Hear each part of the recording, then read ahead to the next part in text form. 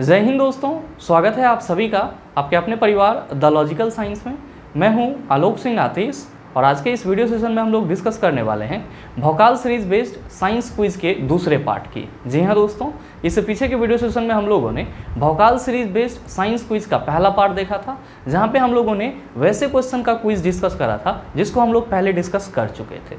दोस्तों, आज के इस सेशन में भी आपको जो क्वेश्चन मिलेंगे उसको आपने हमारे साथ डिस्कस किया है और ये क्विज सिर्फ और सिर्फ इस चीज़ को इम्प्रूव करने के लिए है कि आप जो हमारे साथ पढ़ते हैं उसमें आप कितना क्वेश्चन समझ पाते हैं, कितना आप सीख पाते हैं और साथ ही साथ जब आपको बगैर आंसर के क्वेश्चन मिलता है तो आप उसको कितना सही कर पाते हैं। क्विज का नियम क्या होता है, तो मैं आपको सिर्फ आज के इस सेशन में क्वेश्चन बताऊंगा। टोटल 25 क्वेश्चन होंगे और उसका आंसर आपको अपने नोट कॉपी में लिखना है और लास्ट में टोटल 25 क्वेश्चन का मैं आंसर बताऊंगा और आपको मैच करके ये बताना है कमेंट में कि आपका टोटल कितना क्वेश्चन सही हुआ।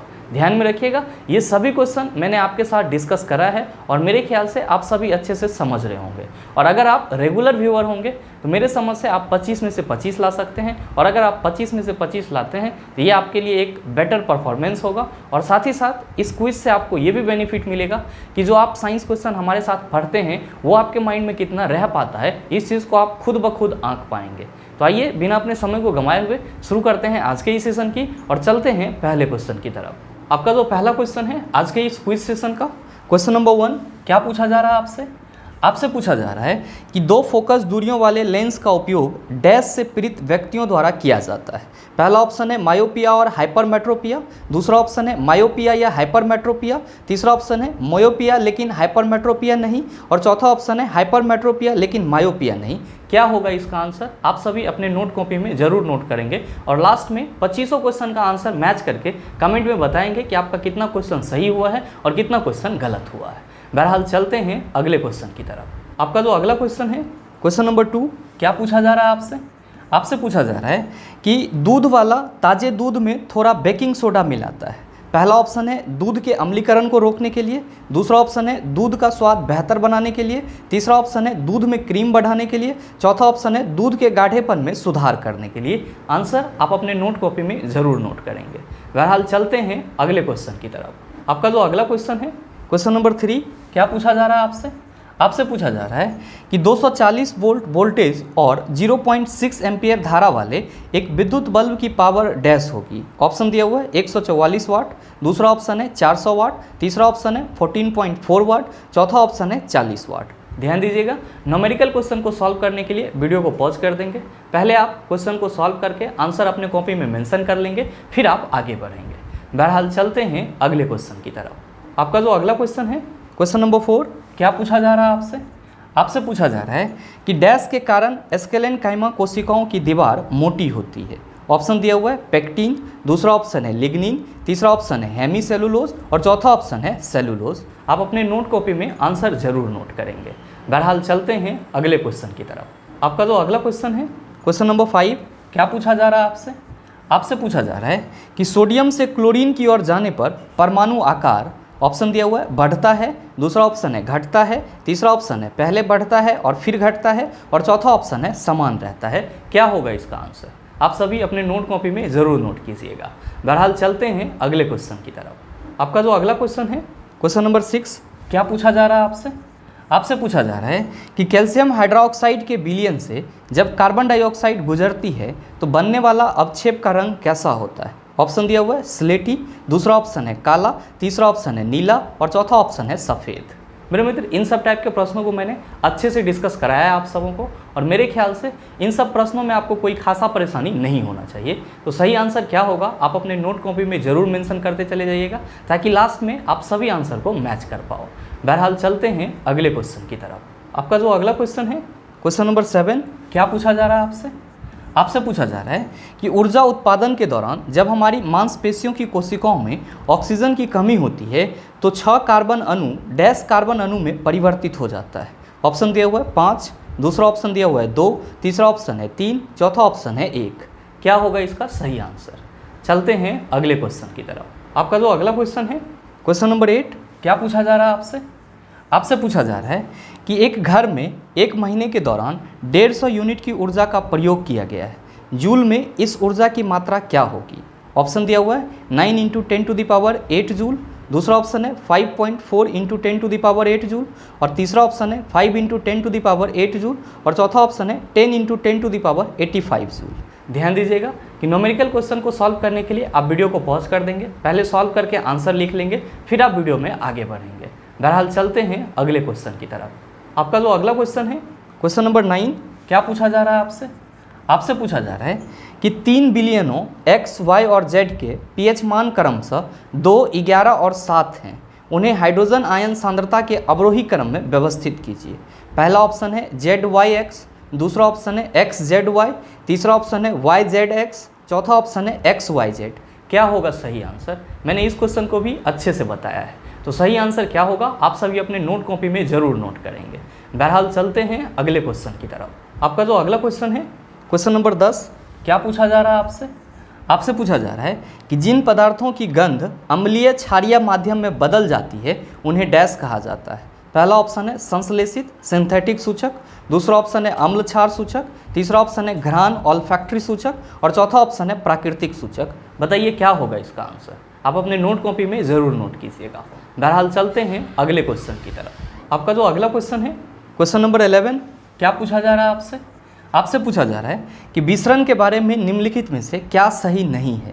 ऑप्शन दिया हुआ है गैसों के विसरण की दर उनके आयतन पर निर्भर करती है, दूसरा ऑप्शन है विसरण में कण उच्च सांद्रता से निम्न सांद्रता की ओर गति करते हैं, तीसरा ऑप्शन है गैसों के विसरण की दर ठोस और द्रव की तुलना में अधिक होती है, और चौथा ऑप्शन है विसरण केवल तभी संभव है जब पदार्थ के कण लगातार गतिमान अवस्था में है। बताइए क्या होगा इसका आंसर? मेरे मित्र, मैंने इस क्वेश्चन को भी आपको अच्छे से बताया है और मेरे ख्याल से आप सभी इसका सही आंसर टिक कर लिए होंगे। बहरहाल चलते हैं अगले क्वेश्चन की तरफ। आपका जो अगला क्वेश्चन है, क्वेश्चन नंबर 12, क्या पूछा जा रहा है आपसे पूछा जा रहा है कि प्रोटीन संश्लेषण में क्षार इवेंट से एक डैश का निर्माण होता है।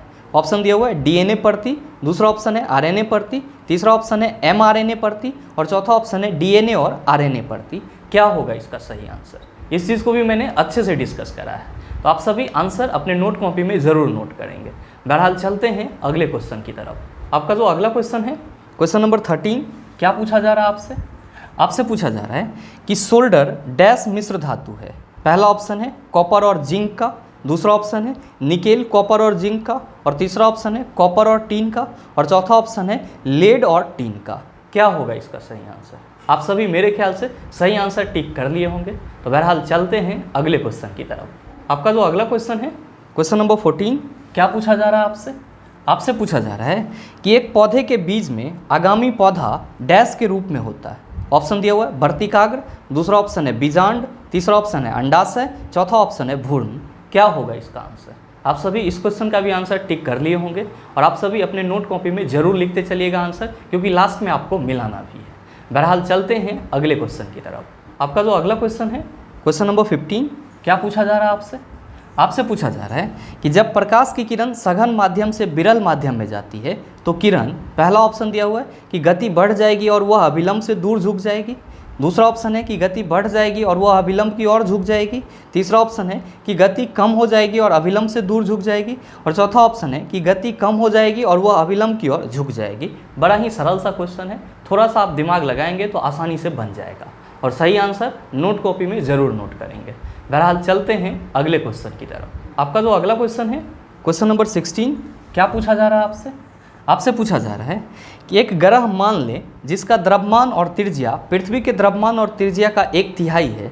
यदि पृथ्वी पर गुरुत्वाकर्षण के कारण त्वरण का मान g है तो ग्रह पर इसका मान डैश होगा।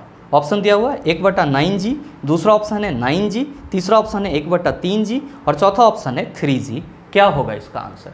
मेरे ख्याल से जो भी रेगुलर व्यूअर होंगे उसको इस क्वेश्चन का आंसर ज़रूर याद होगा, और अगर आपको याद नहीं है तो आप इसको आसानी से सॉल्व भी कर सकते हैं। मैंने आपको ये तरीका भी बताया है। बहरहाल चलते हैं अगले क्वेश्चन की तरफ। आपका जो अगला क्वेश्चन है, क्वेश्चन नंबर 17, क्या पूछा जा रहा है आपसे पूछा जा रहा है कि निःश्वसन डैश द्वारा होता है। पहला ऑप्शन है फेफड़ों की स्फीति, दूसरा ऑप्शन है फेफड़ों की अवस्थिति, तीसरा ऑप्शन है वायु के अंतःश्वसन, और चौथा ऑप्शन है पंजर की टूट। क्या होगा इसका आंसर? मेरे ख्याल से आप सभी इसका सही आंसर टिक कर लिए होंगे। बहरहाल चलते हैं अगले क्वेश्चन की तरफ। आपका जो अगला क्वेश्चन है, क्वेश्चन नंबर 18, क्या पूछा जा रहा है आपसे पूछा जा रहा है कि डैश ऑक्साइड अम्लों के साथ साथ क्षारों के साथ भी अभिक्रिया करते हैं। ऑप्शन दिया हुआ है निष्क्रिय, दूसरा ऑप्शन है अम्लीय, तीसरा ऑप्शन है क्षारीय, चौथा ऑप्शन है उभयधर्मी। बहुत ही आसान सा सवाल है और मेरे ख्याल से सभी बच्चे कर लिए होंगे। बहरहाल चलते हैं अगले क्वेश्चन की तरफ। आपका जो अगला क्वेश्चन है क्वेश्चन नंबर 19, क्या पूछा जा रहा है आपसे?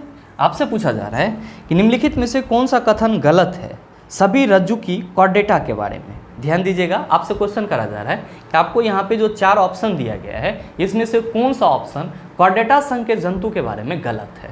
पहला ऑप्शन है कि इसमें पृष्ठीय तंत्रिका नाल होती है, दूसरा ऑप्शन है डिप्लोब्लास्टिक होते हैं, तीसरा ऑप्शन है कोलेमेट होते हैं और चौथा ऑप्शन है इसमें मेरुदंड होता है। इन चारों ऑप्शन में से कॉर्डेटा संघ के बारे में क्या गलत है ये चीज़ आपको बताना है। ध्यान दीजिएगा, मैंने इस क्वेश्चन का भी अच्छे से ऑपरेशन करा है आपके क्लास में, तो मेरे ख्याल से आप सभी इसका सही आंसर जरूर किए होंगे। बहरहाल चलते हैं अगले क्वेश्चन की तरफ। आपका जो अगला क्वेश्चन है क्वेश्चन नंबर 20, क्या पूछा जा रहा है आपसे? आपसे पूछा जा रहा है कि 1 kg की एक वस्तु 10 मीटर की ऊंचाई तक उठाया जाता है, गुरुत्व बल द्वारा किया गया कार्य होगा। ऑप्शन दिया हुआ है 98 जूल, दूसरा ऑप्शन है -9.8 जूल, तीसरा ऑप्शन है 9.8 जूल और चौथा ऑप्शन है -98 जूल। क्या होगा इसका सही आंसर? आप सभी कैलकुलेट करके अपने नोट कॉपी में आंसर जरूर लिखेंगे। बहरहाल चलते हैं अगले क्वेश्चन की तरफ। आपका जो अगला क्वेश्चन है क्वेश्चन नंबर 21, क्या पूछा जा रहा है आपसे? आपसे पूछा जा रहा है कि दंत चिकित्सक अवतल दर्पण का उपयोग करते हैं क्योंकि इस पर निर्मित प्रतिबिंब डैश होता है। ऑप्शन दिया हुआ है वास्तविक और बड़ा, दूसरा ऑप्शन है आभासी लेकिन धुंधला, तीसरा ऑप्शन है वास्तविक लेकिन उल्टा, चौथा ऑप्शन है आभासी और बड़ा। क्या होगा इसका आंसर? आपसे क्वेश्चन करा जा रहा है कि जो दंत चिकित्सक होते हैं यानी कि जो डेंटिस्ट होते हैं वो अवतल दर्पण का उपयोग क्यों करते हैं। आप सभी को मैंने इसके बारे में सही से बताया है और सही आंसर क्या होगा आप अपने नोट कॉपी में ज़रूर नोट करना। बहरहाल चलते हैं अगले क्वेश्चन की तरफ। आपका जो अगला क्वेश्चन है क्वेश्चन नंबर 22, क्या पूछा जा रहा है आपसे? आपसे पूछा जा रहा है कि तापमान को केल्विन पैमाने से सेल्सियस पैमाने में बदलने के लिए आपको करना होगा। पहला ऑप्शन है दिए गए तापमान को 273 से विभाजित करना होगा, दूसरा ऑप्शन है दिए गए तापमान को 273 से गुना करना होगा, तीसरा ऑप्शन है दिए गए तापमान में 273 जोड़ना होगा और चौथा ऑप्शन है दिए गए तापमान में से 273 घटाना होगा। सही आंसर आप अपने नोट कॉपी में ज़रूर नोट करेंगे। बहरहाल चलते हैं अगले क्वेश्चन की तरफ। आपका जो अगला क्वेश्चन है क्वेश्चन नंबर 23, क्या पूछा जा रहा है आपसे? आपसे पूछा जा रहा है कि किसी वस्तु के मुक्त रूप से गिरने के दौरान निम्नलिखित में से कौन सी ऊर्जा इसके रास्ते में किसी एक बिंदु पर बढ़ जाती है। ऑप्शन दिया हुआ है यांत्रिक ऊर्जा, दूसरा ऑप्शन है गतिज ऊर्जा, तीसरा ऑप्शन है स्थितिज ऊर्जा, चौथा ऑप्शन है रासायनिक ऊर्जा। सही आंसर क्या होगा आप नोट कॉपी में ज़रूर नोट करेंगे। चलते हैं अगले क्वेश्चन की तरफ। आपका जो अगला क्वेश्चन है क्वेश्चन नंबर 24, क्या पूछा जा रहा है आपसे? आपसे पूछा जा रहा है कि एक वस्तु का नियत वेग से उत्तर की दिशा में गति करती है। ध्यान दीजिएगा, यहाँ पे होगा एक वस्तु नियत वेग से उत्तर की दिशा में गति करती है, वस्तु पर लागू नेट बल होगा। ऑप्शन दिया हुआ है पूर्व की ओर, दूसरा ऑप्शन है उत्तर की ओर, तीसरा ऑप्शन है शून्य और चौथा ऑप्शन है दक्षिण की ओर। क्या होगा इसका सही आंसर? आप सभी नोट कॉपी में ज़रूर नोट करेंगे। बहरहाल चलते हैं अगले क्वेश्चन की तरफ। आपका जो अगला क्वेश्चन है क्वेश्चन नंबर 25, क्या पूछा जा रहा है आपसे?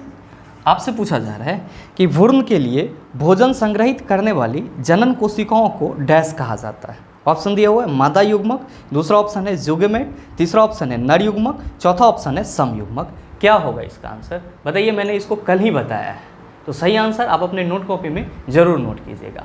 आइए अब हम लोग डिस्कस कर लेते हैं 2500 क्वेश्चन के आंसर को। और ध्यान दीजिएगा, आंसर मिलाने के बाद आपका कितना सही हुआ या कितना गलत हुआ आप सभी नीचे कमेंट करके ज़रूर बताएंगे। अब हम लोग डिस्कस कर लेते हैं अपने आंसर की। ध्यान दीजिएगा, आपके पहले क्वेश्चन का आंसर ए होगा, दूसरा ए, तीसरे का आंसर ए, चौथे का आंसर बी, पाँचवें का आंसर बी, छठे का आंसर सर डी, सातवें का सी, आठवां बी, नौवां बी, 10वां सी, 11 आपका ए होगा, 12 सी, 13 डी, 14 डी, 15 ए, 16 डी, 17 बी, 18 डी, 19 बी, 20 आपका डी होगा, 21 डी, 22 डी, 23 बी, 24 सी और 25 ए।